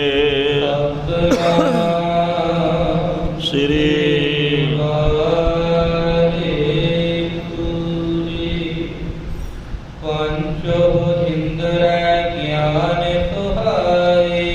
ਸੋ 5 ਸਾਡੇ ਗਿਆਨ ਇੰਦਰੇ ਹਨ। ਜੀ ਗਿਆਨ ਇੰਦਰੇ ਤਾਂ ਕਹਿੰਦੇ ਨਾ, ਤਾਂ ਗਿਆਨ ਹੁੰਦਾ ਸਾਨੂੰ ਅੱਖਾਂ ਨਾਲ ਵੇਖਦੇ ਹਾਂ, ਵੇਖਣ ਦਾ ਗਿਆਨ, ਕੰਨਾਂ ਨਾਲ ਸੁਣਨ ਦਾ ਗਿਆਨ, ਜੀਭ ਦੇ ਨਾਲ ਸਵਾਦ ਦਾ ਗਿਆਨ, ਨਾਸਾਂ ਦੇ ਨਾਲ ਖੁਸ਼ਬੂ ਦਾ ਗਿਆਨ, ਜੋ ਸਾਡੀ ਖਲੜੀ ਹੈ त्वचा, ਇਹਦੇ ਨਾਲ ਇਹ ਕਰੜਾ ਹੈ, ਮੁਲਾਇਮ ਹੈ, ਠੰਡਾ ਹੈ, ਤੱਤਾ ਹੈ, ਇਹ ਕੂਲਾ ਹੈ, ਸਪਰਸ਼ ਦਾ ਗਿਆਨ। ਸੋ ਇਹ 5 ਗਿਆਨ ਇੰਦਰੇ ਤੇ ਨਾਲ 6ਵੀਂ ਜੋ ਬੁੱਧੀ ਹੈ ਉਸ ਵਿਗਿਆਨ ਦਾ ਔਰ ਅਸ਼ਟਮੀ ਬੁੱਧ ਮਿਲਾਏ। 6ਵੀਂ ਜਿਹੜੀ ਬੁੱਧੀ ਹੈ ਉਹ ਨਾਲ ਮਿਲਾ ਲਓ। ਉਸ ਵਿਗਿਆਨੇ ਬਇਨ ਇਹ ਜਾਣੋ। ਇਸ ਨੂੰ ਵਿਗਿਆਨਮੈ ਕੋਸ਼ ਕਿਹਾ ਜਾਂਦਾ ਹੈ। ਤਿਨ ਸਮ ਇਹ ਪੰਛੀ ਪਹਿਚਾਨੋ। ਹੁਣ ਇੱਥੇ ਦਾ ਪੰਛੀ ਨਹੀਂ ਬਣਾਇਆ, 4 ਪੰਛੀ ਤਾਂ ਬਣਾ ਦਿੱਤੇ ਅੱਡੋ ਅੱਡੀ, ਇਹਦਾ ਪੰਛੀ ਨਹੀਂ ਬਣਾਇਆ ਕਿ ਅਬ ਇਹ ਉਹਨਾਂ ਵਾਂਗ ਇਹ ਵੀ ਪੰਛੀ ਸਮਝ ਲਓ। ਹੁਣ ਇਹਦਾ ਪੰਛੀ ਬਣਾਉਣ ਵਾਸਤੇ ਜਿਵੇਂ ਅੰਨਮੈ ਕੋਸ਼ ਦਾ ਜਿਹੜਾ ਪੰਛੀ ਦਾ ਸਿਰ ਦੀ ਥਾਂ 'ਤੇ ਸਿਰ ਆ ਗਿਆ, ਖੰਭਾਂ ਦੀ ਥਾਂ 'ਤੇ 2 ਬਾਹਾਂ ਆ ਗਈਆਂ, ਇਸੇ ਤਰ੍ਹਾਂ ਪੂਛ ਦੀ ਥਾਂ 'ਤੇ ਧੜ ਆ ਗਿਆ, ਜਿਹਦੇ ਨਾਲ ਇਹ ਜੁੜਿਆ ਹੋਇਆ ਹੈ, ਆਸਰਾ ਹੈ ਸਾਰਾ ਇਹਨਾਂ ਦੀ। ਸਿਰ ਦਾ ਵੀ ਆਸਰਾ ਧੜ ਹੈ, ਬਾਹਾਂ ਦਾ ਵੀ ਆਸਰਾ ਧੜ ਹੈ। ਇਸ ਤਰ੍ਹਾਂ ਹੁਣ ਵਿਗਿਆਨਮੈ ਜਿਹੜਾ ਕੋਸ਼ ਹੈ ਇਹਦੇ ਵਿੱਚ ਬੁੱਧੀ ਵਿਸ਼ੇਸ਼ ਹੈ। ਜੋ ਬੁੱਧੀ ਆਪਾਂ ਕਹਿੰਦੇ ਹਾਂ, ਜਿਹਨੂੰ ਸਮਝ ਕਹਿ ਦਿਓ, ਬੁੱਧੀ ਕਹਿ ਦਿਓ, ਜਜਮੈਂਟ ਕਰਨ ਵਾਲੀ ਜੋ ਸ਼ਕਤੀ, ਉਹਨੂੰ ਬੁੱਧੀ ਕਹਿ ਦਿੰਦੇ ਹਾਂ। ਨਿਸ਼ਚੈ ਕਰਨ ਵਾਲੀ, ਕੋਈ ਗੱਲ ਮਨ ਨੇ ਫੁਰਨਾ ਉਠਾਇਆ, ਬੁੱਧੀ ਨੇ ਉਹਦਾ ਨਿਸ਼ਚਾ ਕਰਨਾ ਹੈ ਵੀ ਇਹ ਠੀਕ ਹੈ, ਸਹੀ ਹੈ, ਗਲਤ ਹੈ। ਜਦੋਂ ਨਿਸ਼ਚਾ ਕਰ ਦੇਗੀ ਫਿਰ ਅੱਗੇ ਕੰਮ ਚੱਲ ਪਏਗਾ, ਫਿਰ ਉਸ ਪਾਸੇ ਆਪਾਂ ਤੁਰ ਪਵਾਂਗੇ। ਸੋ ਇਸੇ ਤਰ੍ਹਾਂ ਇਹਦਾ ਮੁੱਖ ਬੁੱਧੀ ਹੈ। ਹੁਣ ਇਹਦਾ ਜਿਹੜਾ ਪੰਛੀ ਆਪਾਂ ਕਿਵੇਂ ਬਣਾਵਾਂਗੇ? ਸਿਰ ਕਿਹੜਾ ਇਹਦਾ ਬਣੇਗਾ? ਅਸੁੱਚ ਮੈਂ ਸੁੱਚ ਬੁੱਧੀ। ਅਸੁੱਚ ਅਪਵਿੱਤਰ, ਮਲੀਨ, ਗੰਦੇ ਵਿਕਾਰ ਹਨ, ਵਿਸ਼ੇ ਹਨ। ਹੁਣ ਜਿੱਥੋਂ ਅਸੀਂ ਮਲ ਮੂਤਰ ਤਿਆਗਦੇ ਹਾਂ, ਮੂਤ ਪਲੀਤੀ ਕੱਪੜ ਹੋਏ ਦੇ ਸਾਬੂਨ ਲਈਏ ਧੋਏ, ਕਿਤਨਾ ਕੋਈ ਯਤਨ ਕਰਦੇ ਹਾਂ, ਹੱਥ ਮਾਂਜਦੇ ਹਾਂ, ਧੋਂਦੇ ਹਾਂ। ਕਈ ਜੋ ਹਨ ਗੁਰੂ ਸਾਹਿਬ ਦੀ ਹਜ਼ੂਰੀ 'ਚ ਆਉਣ ਤੋਂ ਪਹਿਲਾਂ ਜੋ ਬਾਥਰੂਮ ਵਿੱਚ ਜਾਣ 'ਤੇ ਇਸ਼ਨਾਨ ਕਰਕੇ ਜਾਂਦੇ ਹਨ, ਕਿਤੇ ਕਿਸੇ ਤਰ੍ਹਾਂ ਦਾ ਕੋਈ ਇੱਧਰ ਉੱਧਰ ਛਿੱਟਾ ਤੱਕ ਨਹੀਂ ਪੈ ਗਿਆ।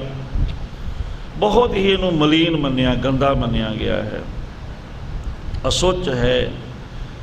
ਪਰ ਇਹਦੇ ਵਿੱਚ ਪੁੱਠੀ ਬੁੱਧੀ ਹੋ ਜਾਣੀ, ਇਹਨਾਂ ਨੂੰ ਮੰਨਣਾ ਹੀ ਨਾ, ਜਿੱਥੇ ਮਰਜ਼ੀ ਗੰਦੇ ਮੱਥੇ ਹੱਥ ਲਾਈ ਜਾਣੇ, ਜੋ ਮਰਜ਼ੀ ਕਰੀ ਜਾਣਾ। ਸੋ ਇਹ ਜਿਹੜਾ ਹੈ ਇਹ ਵਿਗਿਆਨਮੈ ਕੋਸ਼ ਦਾ ਸਿਰ ਹੈ। ਤੇ ਸੱਜਾ ਖੰਭ ਕਿਹੜਾ ਹੈ? ਅਨਾਤਮਾ ਮੇਂ ਆਤਮਾ ਬੁੱਧੀ। ਜੋ ਅਨ ਆਤਮਾ, ਜੋ ਆਤਮਾ ਨਹੀਂ ਹਨ, ਮਾਨਵੀ ਆਤਮਾ ਨਹੀਂ ਹੈ, ਇਸੇ ਤਰ੍ਹਾਂ ਸਾਡਾ ਸਰੀਰ ਵੀ ਆਤਮਾ ਨਹੀਂ ਹੈ। ਸੋ ਜਿਹੜੇ ਆਤਮਾ ਨਹੀਂ ਹਨ ਉਹਨਾਂ ਨੂੰ ਆਤਮਾ ਮੰਨ ਲੈਣਾ ਵੀ ਇਹ ਮੈਂ ਹੀ ਹਾਂ, ਸਰੀਰ ਨੂੰ ਹੀ ਆਪਣਾ ਆਪ ਮੰਨ ਲੈਣਾ, ਇਹ ਸੱਜਾ ਖੰਭ ਹੋ ਗਿਆ।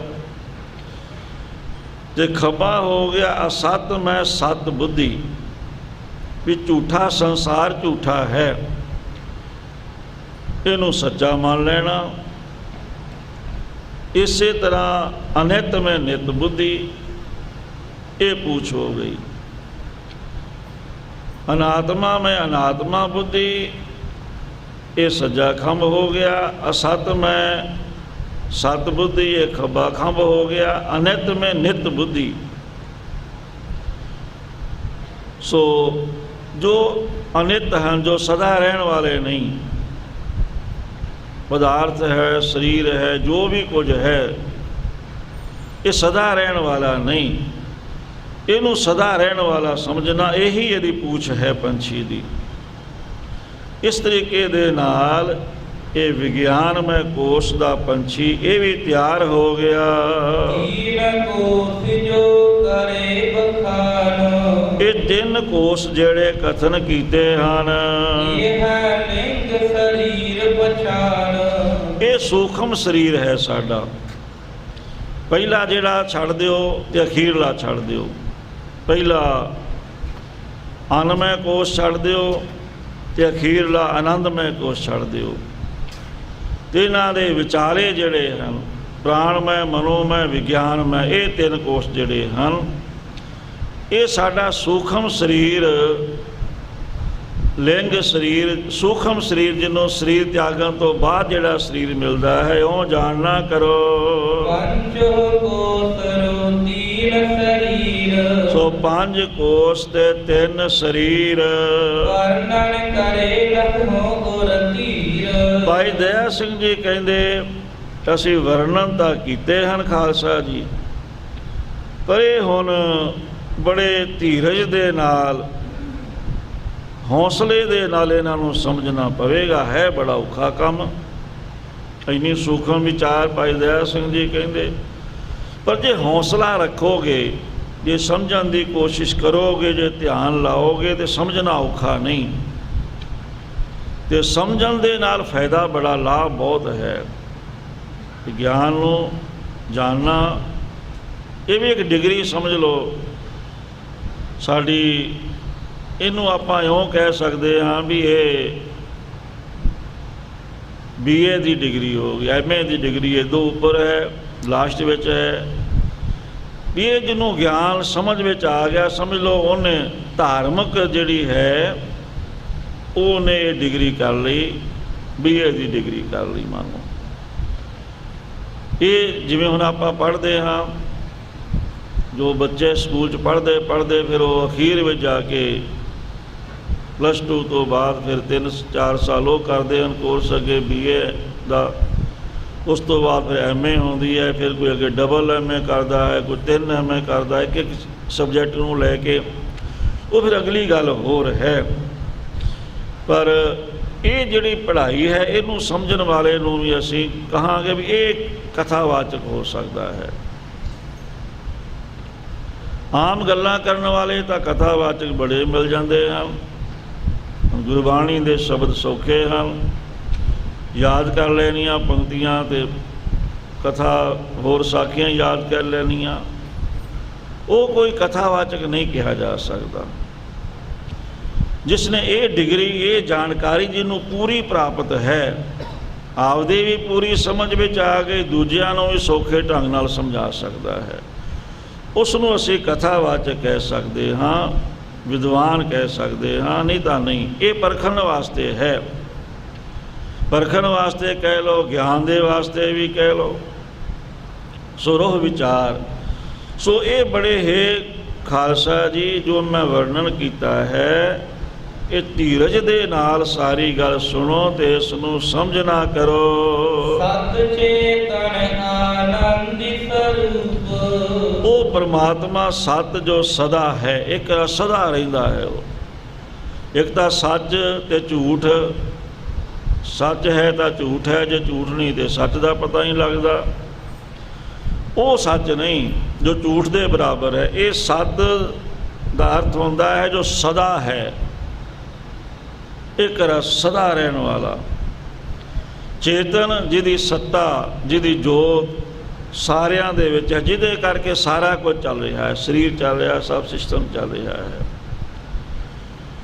ਤੇ ਆਨੰਦ ਸਰੂਪ, ਉਹ ਪਰਮ ਆਨੰਦ ਸਰੂਪ ਹੈ, ਸੁਖ ਸਰੂਪ ਹੈ, ਜਿਹਨੂੰ ਪਰਮਾਨੰਦ ਵੀ ਕਿਹਾ ਜਾਂਦਾ, ਪਰਮ ਆਨੰਦ ਸਰੂਪ ਹੈ। ਇਹ 3 ਗੁਣ ਪਰਮਾਤਮਾ ਵਿੱਚ ਸਦਾ ਰਹਿੰਦੇ ਹਨ। ਉਹ ਸਦਾ ਹੈ, ਉਹ ਚੇਤਨ ਹੈ, ਉਹ ਆਨੰਦ ਸਰੂਪ ਹੈ। ਇਸ ਕਰਕੇ ਉਹਦਾ ਸਰੂਪ ਸਤ ਚੇਤਨ ਆਨੰਦ ਮੰਨਿਆ ਜਾਂਦਾ ਹੈ। ਇਹਦੀ ਸੂਖਮ ਵਿਚਾਰ ਆਪਾਂ ਪਹਿਲਾਂ ਕਰ ਚੁੱਕੇ ਹਾਂ। ਸੋ ਇੱਥੇ ਆਪਾਂ ਇੰਨਾ ਹੀ ਹੁਣ ਸਮਝੀਏ, ਇਉਂ ਜਾਣਨਾ ਕਰੋ।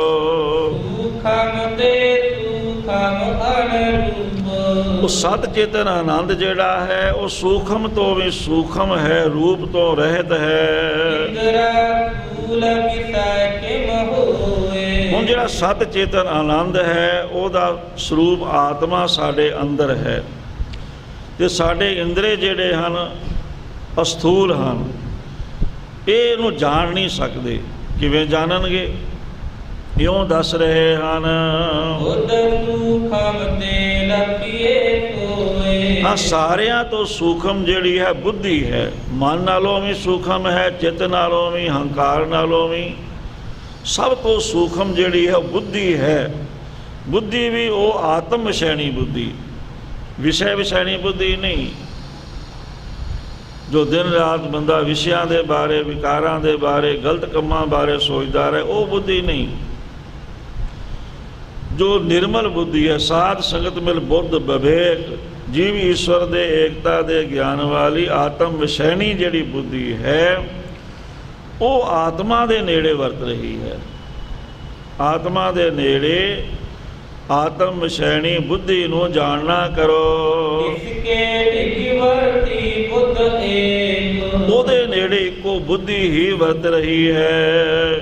ਜਾਂ ਤੇ ਇਹ ਲਖ ਸਗਹਨ ਵੇਗ। ਇਸ ਕਰਕੇ ਜਿਹੜੀ ਬੁੱਧੀ ਹੈ ਉਸ ਦਾ ਗਿਆਨ, ਉਹਦਾ ਅਨੁਭਵ ਇਹ ਬੁੱਧੀ ਕਰ ਸਕਦੀ ਹੈ। ਬੁੱਧੀ ਜਾਣ ਸਕਦੀ ਹੈ ਉਸ ਦੇ ਗਿਆਨ ਨੂੰ। ਰਚਿਓ ਜੋ ਮਨ ਕੋ ਮਹਿ ਪ੍ਰਵਾਹ। ਹੁਣ ਜਿਹੜਾ ਸਾਡਾ ਮਨ ਬਣਾਇਆ ਹੈ ਪ੍ਰਮਾਤਮਾ, ਇਹ ਬਾਹਰ ਹੀ ਦੌੜਦਾ, ਅੰਦਰ ਨਹੀਂ ਜਾਂਦਾ, ਬਾਹਰ ਨੂੰ ਹੀ ਦੌੜਦਾ ਹੈ। ਇਹਦਾ ਪ੍ਰਵਾਹ, ਇਹਦੀ ਦੌੜ ਬਾਹਰ ਦੀ ਹੈ। ਕਰੇ ਵਹਿਰ ਕੋ ਅੰਦਰ ਨਾਹੀ। ਸੋ ਮਨ ਦਾ ਵੇਗ, ਮਨ ਦਾ ਪ੍ਰਵਾਹ ਬਾਹਰ ਨੂੰ ਹੀ ਕੀਤਾ ਹੋਇਆ ਹੈ ਪ੍ਰਮਾਤਮਾ, ਅੰਦਰ ਨਹੀਂ ਹੈ। ਅੰਦਰ ਵਾਲੇ ਪਾਸੇ ਮਨ ਨਹੀਂ ਵੇਖਦਾ। ਮਨ ਜਦੋਂ ਵੇਖੇਗਾ ਬਾਹਰ ਹੀ ਵੇਖੇਗਾ। ਤਿਮ ਇੰਦਰਾਜੇ ਪੰਚ ਗਿਆਨ। ਇਸੇ ਤਰ੍ਹਾਂ ਪੰਜ ਗਿਆਨ ਇੰਦਰੀ ਵੀ ਇਹਨਾਂ ਤੋਂ ਵੀ ਬਾਹਰ ਦੇ ਗਿਆਨ ਹੁੰਦਾ ਹੈ। ਹੁਣ ਜੋ ਅੱਖਾਂ ਨੇ ਵੇਖਿਆ ਮਨ ਨੂੰ ਦੱਸ ਦਿੱਤਾ, ਜੋ ਕੰਨਾਂ ਨੇ ਸੁਣਿਆ ਮਨ ਨੂੰ ਦੱਸ ਦਿੱਤਾ। ਇਸ ਤਰ੍ਹਾਂ ਜੋ ਹੈ, ਜਾਂ ਮਨ ਨੂੰ ਉਹਨਾਂ ਦਾ ਮਨ ਕਰਕੇ ਹੀ ਇਹ ਸਾਰਾ ਕੁਝ ਹੈ। ਸੋ ਇੰਦਰੀਆਂ, ਗਿਆਨ ਇੰਦਰੀਆਂ ਦਾ ਪ੍ਰਵਾਹ ਵੀ ਬਾਹਰ ਹੈ। ਇਨ ਕੋ ਵੀ ਕੀਏ ਵਹਿਰ ਗਿਆਨ। ਇਹਨਾਂ ਦਾ ਵੀ ਬਾਹਰ ਹੀ, ਬਾਹਰਲੀਆਂ ਚੀਜ਼ਾਂ ਨੂੰ ਸਮਝਣ ਦਾ ਹੀ ਇਹਨਾਂ ਕੋਲੇ ਪ੍ਰਵਾਹ ਹੈ। ਪੰਚ ਹੋ ਵਿਸੈ ਵਹਿਰ ਕੋ ਗਹਿ। ਹੁਣ ਇਹ ਪੰਜ ਬਾਹਰ ਦੇ ਜਿਹੜੇ ਵਿਸ਼ੇ ਹਨ, ਬਾਹਰਲੀ ਕੋਈ ਚੀਜ਼ ਵੇਖਣਗੀਆਂ ਅੱਖਾਂ ਤੇ ਦੱਸ ਦੇਣਗੀਆਂ ਵੀ ਆਹ ਚੀਜ਼ ਹੈ। ਬੁੱਧੀ ਫਿਰ ਉਹਦਾ ਨਿਸ਼ਚਾ ਕਰੇਗੀ ਵਾਕਿਆ ਠੀਕ ਹੈ ਕਿ ਗਲਤ ਹੈ। ਇਸੇ ਤਰ੍ਹਾਂ ਹੀ ਬਾਕੀ ਮੰਨ ਲਓ। ਸੋ ਇਉਂ ਜਾਣੋ, ਪੰਚੋ ਵਿਸ਼ੇ ਬਹਿਰ ਕੋ ਗਏ। ਬਾਹਰ ਦੇ ਵਿਸ਼ਿਆਂ ਨੂੰ, ਸ਼ਬਦ, ਆਵਾਜ਼ ਸੁਣਨੀ, ਸਪਰਸ਼ ਦਾ ਗਿਆਨ ਹੋਣਾ, ਰੂਪ ਨੂੰ ਵੇਖਣਾ, ਰਸ ਲੈਣਾ, ਖੁਸ਼ਬੂ ਦਾ ਗਿਆਨ ਹੋਣਾ ਇਤਿਆਦਿ, ਇਹਨਾਂ ਦਾ ਪ੍ਰਵਾਹ ਗਿਆਨ ਇੰਦਰੀਆਂ ਦਾ, ਪੰਜਾਂ ਦਾ ਬਾਹਰ ਹੀ ਹੈ। ਇਸ ਪ੍ਰਕਾਰ ਮਨ ਕੋ ਨਹਿ। ਹੁਣ ਇਹ ਮਨ ਦੇ ਬਾਰੇ ਕੁਝ ਨਹੀਂ ਜਾਣਦੇ ਇੰਦਰੀ। ਅੱਖਾਂ ਨੂੰ ਨਹੀਂ ਪਤਾ ਵੀ ਮਨ ਕਿਹੜਾ ਹੈ, ਕੰਨਾਂ ਨੂੰ ਨਹੀਂ ਪਤਾ ਮਨ ਕਿਹੜਾ ਹੈ। ਸੋ ਇਹਨਾਂ ਦਾ ਪ੍ਰਵਾਹ ਬਾਹਰ, ਮਨ ਦਾ ਪ੍ਰਵਾਹ ਵੀ ਬਾਹਰ ਹੈ ਤੇ ਇਹਨਾਂ ਗਿਆਨ ਇੰਦਰੀਆਂ ਦਾ ਪ੍ਰਵਾਹ ਵੀ ਬਾਹਰ ਹੈ। ਇਹ ਮਨ ਦੇ ਬਾਰੇ ਨਹੀਂ ਜਾਣਦੇ। ਮਨ ਸਾਵਧਾਨ ਹੋਏ ਇਨ ਪ੍ਰੇਰੈ। ਹਾਂ, ਮਨ ਸਾਵਧਾਨ ਹੋ ਕੇ ਇੰਦਰੀਆਂ ਨੂੰ ਪ੍ਰੇਰਦਾ ਹੈ। ਜਿੱਧਰ ਮਨ ਕਰਦਾ ਹੈ ਬੰਦਾ ਉੱਠ ਕੇ ਤੁਰ ਪੈਂਦਾ ਹੈ। ਹੁਣ ਮਨ ਵਿੱਚ ਫੁਰਨਾ ਉੱਠਿਆ ਵੀ ਮੈਂ ਚਲੋ ਹੁਣ ਗੁਰਦੁਆਰੇ ਜਾਣਾ ਹੈ, ਉੱਠ ਕੇ ਤੁਰ ਪਿਆ, ਮਨ ਨੇ ਪ੍ਰੇਰਿਆ। ਜੇ ਮਨ ਮੈਲਾ ਹੈ ਤੇ ਗਲਤ ਪਾਸੇ ਚਲੇਗਾ। ਬੁਰੇ ਕਾਮ ਕੋ ਉਠ ਖਲੋਇਆ, ਨਾਮ ਕੀ ਬੈਲਾ ਪੈ ਪੈ ਸੋਇਆ। ਇਹ ਮੇਰੇ ਮਨ ਦੀ ਗੱਲ ਹੈ। ਹੁਣ ਨਾਮ ਜਪਣ ਵੇਲੇ ਕਹਿੰਦਾ ਵੀ ਸਵੇਰੇ ਹੀ ਤਾਂ ਨੀਂਦ ਵਧੀਆ ਆਉਂਦੀ ਹੈ ਤੇ ਸਵੇਰੇ ਕਿਵੇਂ ਉੱਠਿਆ ਜਾਵੇ? ਉੱਠਦਾ ਨਹੀਂ ਅੰਮ੍ਰਿਤ ਵੇਲੇ। ਤੇ ਜੇ ਕੋਈ ਮਾੜਾ ਕੰਮ ਕਰਨਾ ਹੋਵੇ ਫਿਰ ਨਹੀਂ, ਨੀਂਦ ਰੂੰਦ ਕਿਤੇ ਭੱਜ ਜਾਏਗੀ, ਫਿਰ ਤਾਂ ਉੱਠ ਕੇ ਛਾਲ ਮਾਰ ਕੇ ਉੱਠੇਗਾ ਵੀ ਉੱਥੇ ਪਹੁੰਚਣਾ, ਉਹ ਕੰਮ ਕਰਨਾ ਸੀ। ਸੋ ਇਸ ਤਰੀਕੇ ਦੇ ਨਾਲ ਜਿਹੜਾ ਮੈਲਾ ਮਨ ਹੈ ਉਹ ਮੈਲੀ ਸੋਚ ਧਾਰਨ ਕਰੇਗਾ। ਸੋ ਇੱਥੇ ਵਿਚਾਰ ਚੱਲ ਰਹੀ ਹੈ ਵੀ ਮਨ ਪ੍ਰੇਰਣਾ ਕਰਦਾ ਹੈ ਸਾਰੀ ਅੰਦਰੋਂ। ਸਾਵਧਾਨ ਹੋ ਕੇ ਮਨ ਇਹਨਾਂ ਨੂੰ ਪ੍ਰੇਰ ਰਿਹਾ ਹੈ, ਅੱਖਾਂ ਨੂੰ ਵੀ, ਕੰਨਾਂ ਨੂੰ ਵੀ ਆਦ। ਪ੍ਰੇਰਤ ਕੋ ਹਟ ਕਰ ਨ ਹੇਰੈ। ਹੁਣ ਜਿਹੜਾ ਮਨ ਪ੍ਰੇਰ ਰਿਹਾ ਹੈ ਅੱਖਾਂ ਆਦ ਗਿਆਨ ਇੰਦਰੀਆਂ ਨੂੰ, ਉਹ ਮਨ ਵੱਲ ਨਹੀਂ ਵੇਖ ਸਕਦੇ। ਆ ਸਾਡੀਆਂ ਅੱਖਾਂ ਆਪਦੇ ਮਨ ਨੂੰ ਨਹੀਂ ਵੇਖ ਸਕਦੀਆਂ। ਮਨ ਸੂਖਮ ਇੰਦਰੈ ਹੈ ਸੂਲ। ਮਨ ਬੜਾ ਸੂਖਮ ਹੈ ਪਰ ਇੰਦਰੇ ਮੋਟੇ ਅਸਥੂਲ ਹਨ। ਯਾਤੇ ਇਨ ਕੋ ਵਿਸੈ ਨ ਮੂਲ। ਇਸ ਕਰਕੇ ਜਿਹੜੇ ਗਿਆਨ ਇੰਦਰੇ ਹਨ ਇਹਨਾਂ ਨੂੰ ਮਨ ਦੇ ਬਾਰੇ ਨਹੀਂ ਪਤਾ। ਸੋ ਮਨ ਇਹਨਾਂ ਦਾ ਵਿਸ਼ਾ ਨਹੀਂ ਹੈ। ਐਸੇ ਮਨ ਕੋ ਵਿਸੈ ਨ ਆਤਮ। ਇਸੇ ਤਰ੍ਹਾਂ ਹੀ ਮਨ ਨੂੰ ਸ਼ਕਤੀ ਦੇ ਰਿਹਾ ਹੈ ਆਤਮਾ। ਹੁਣ ਮਨ ਦਾ ਪ੍ਰਵਾਹ ਬਾਹਰ ਨੂੰ ਹੈ ਤੇ ਮਨ ਨੂੰ ਸ਼ਕਤੀ ਮਿਲੀ ਆਤਮਾ ਤੋਂ ਤੇ ਮਨ ਬਾਹਰ ਦੌੜਿਆ। ਹੁਣ ਮਨ ਬਾਹਰ ਦੌੜਦਾ ਹੈ ਪਰ ਜਿੱਥੋਂ ਸ਼ਕਤੀ ਮਿਲੀ ਉਹਦੇ ਬਾਰੇ ਮਨ ਨਹੀਂ ਜਾਣਦਾ। ਜਾਨ ਸਕੈ ਨਹਿ ਅਨਾਤਮ। ਕਿਉਂਕਿ ਮਨ ਆਤਮਾ ਨਹੀਂ ਹੈ, ਇਸ ਕਰਕੇ ਉਹ ਆਤਮ ਸਰੂਪ ਨੂੰ ਨਹੀਂ ਜਾਣ ਸਕਦਾ। ਸੂਖਮ ਆਤਮ ਮਨ ਹੈ ਸੂਲ। ਇਸੇ ਤਰ੍ਹਾਂ ਹੀ ਮਨ ਅਸਥੂਲ ਹੈ, ਆਤਮਾ ਬਹੁਤ ਸੂਖਮ ਹੈ। ਨਹੀਂ ਜਾਏ ਤਿਸ ਕੀ ਦਿਸ ਭੂਲ। ਭੁੱਲ ਕੇ ਵੀ ਮਨ ਜਿਹੜਾ ਹੈ ਉਹ ਆਤਮ ਚਿੰਤਨ ਵੱਲ, ਆਤਮਾ ਵਾਲੇ ਪਾਸੇ ਨਹੀਂ ਜਾਂਦਾ।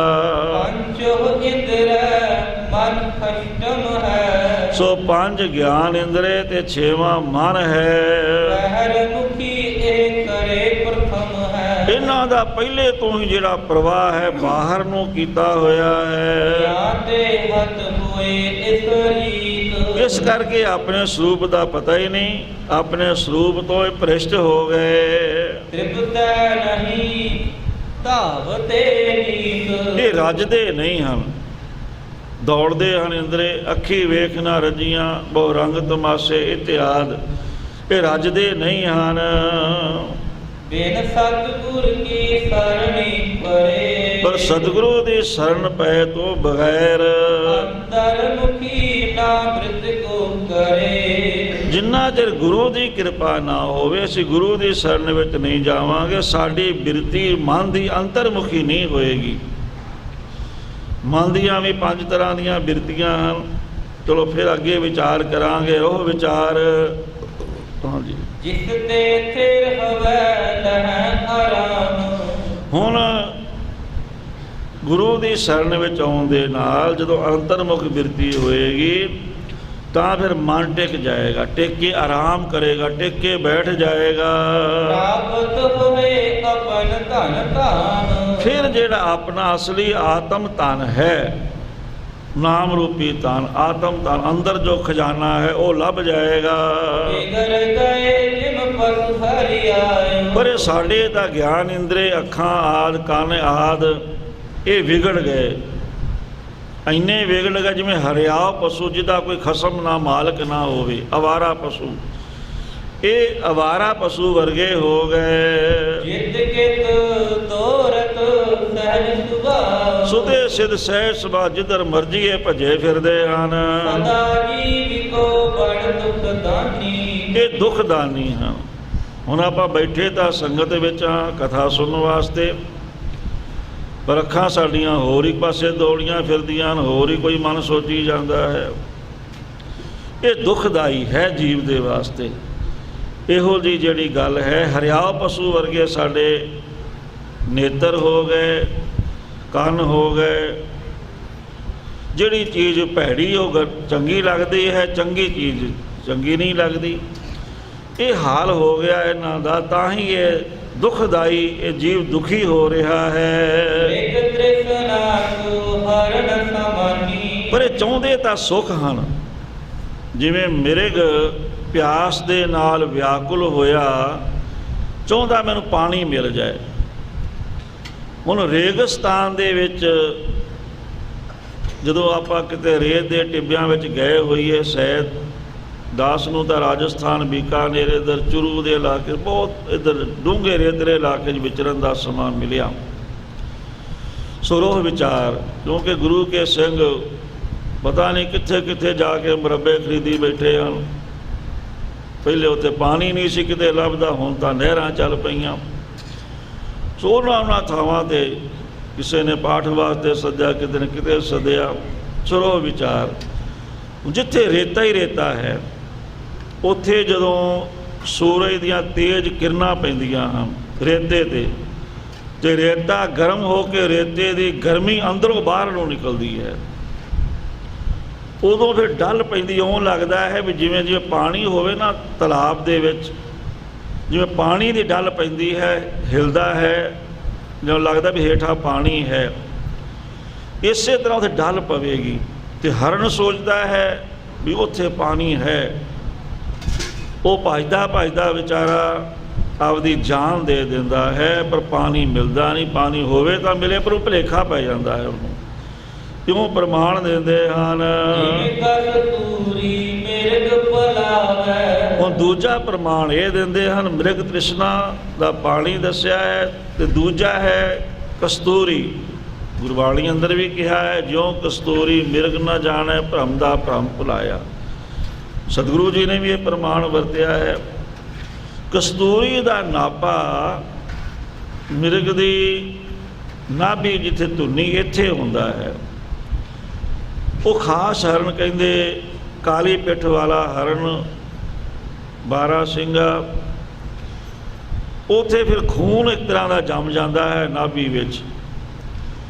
ਉਹਦੇ ਵਿੱਚੋਂ ਹੌਲੀ ਹੌਲੀ ਫਿਰ ਇੰਨੀ ਤੇਜ਼ ਖੁਸ਼ਬੂ ਪੈਦਾ ਹੋ ਜਾਂਦੀ, ਇੱਕ ਵੱਖਰਾ ਇੱਕ ਨਾਭਾ ਬਣ ਜਾਂਦਾ ਹੈ, ਵੱਖਰਾ ਉਹਦਾ ਆਕਾਰ ਬਣ ਜਾਂਦਾ ਹੈ। ਹੁਣ ਮਿਰਗ ਨੂੰ ਖੁਸ਼ਬੂ ਜੋ ਹਵਾ ਆਉਂਦੀ ਹੈ, ਉਹਨੂੰ ਲੱਗਦਾ ਹੈ ਵੀ ਇਹ ਖੁਸ਼ਬੂ ਕਿੱਧਰੋਂ ਆ ਰਹੀ ਹੈ।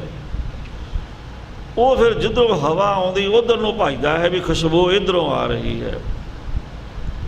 ਅਤੇ ਭੱਜਦਾ ਭੱਜਦਾ ਵਿਚਾਰਾ ਜਦੋਂ ਥੱਕ ਕੇ ਹੰਮ ਕੇ ਡਿੱਗ ਜਾਂਦਾ ਹੈ, ਅਤੇ ਡਿੱਗ ਕੇ ਅਚਾਨਕ ਉਹਦੀ ਧੌਣ ਗਰਦਨ ਮੁੜ ਕੇ ਉਹਦੀਆਂ ਨਾਸਾਂ ਜਦੋਂ ਧੁੰਨੀ ਵੱਲ ਆਉਂਦੀਆਂ ਹਨ, ਉਦੋਂ ਫਿਰ ਉਹਨੂੰ ਖੁਸ਼ਬੂ ਦਾ ਪਤਾ ਲੱਗਦਾ ਹੈ ਵੀ ਲੈ, ਆਹ ਖੁਸ਼ਬੂ ਤਾਂ ਮੇਰੇ ਅੰਦਰ ਸੀ, ਮੈਂ ਬਾਹਰ ਭਾਲਦਾ ਫਿਰਦਾ ਸੀ। ਇਸੇ ਤਰ੍ਹਾਂ ਹੀ ਬੰਦਾ ਆਨੰਦ ਲੱਭਦਾ ਹੈ, ਖੁਸ਼ੀ ਲੱਭਦਾ ਹੈ ਬਾਹਰੋਂ।